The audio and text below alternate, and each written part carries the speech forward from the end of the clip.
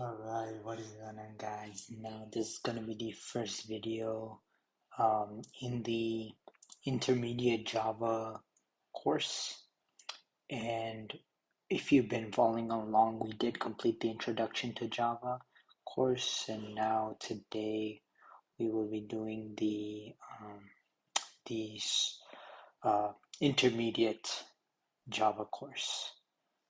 So it's going to be the Java intermediate.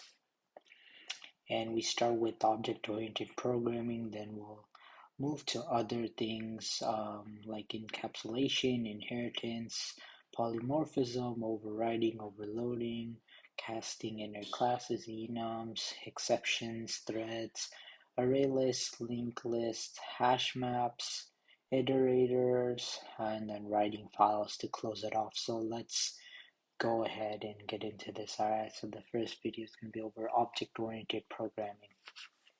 Now, Java uses object-oriented programming, a programming style that is intended to make thinking about programming closer to thinking about the real world.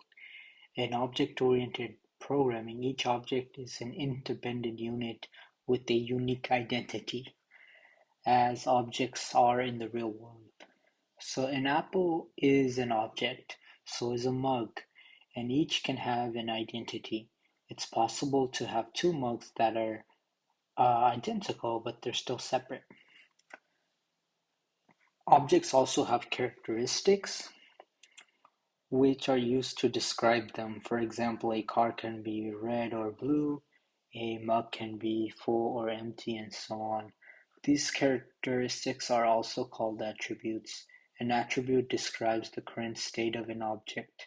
In the real world, each object behaves its own way. And then for classes, a class describes what the object will be, so it is a separate from the object itself. Classes are blueprints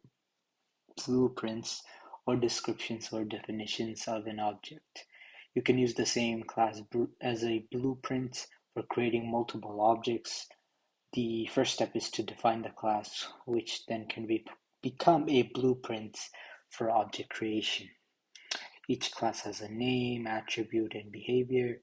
And then we have some attributes such as name, height, weight, gender, age, or behaviors like walk, jump, speak, and sleep. So an object is an instance of a class.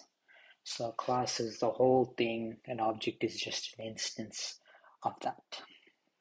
So a class defines two things. They are behavioral and attributes, correct? And that is going to end this lesson right here. Very short lesson, but yeah, in the next video we will be talking about, let's see what we'll be talking about, creating classes and objects. So in the next video we'll actually learn coding, so stay tuned for that, and I'll see you guys in the next one.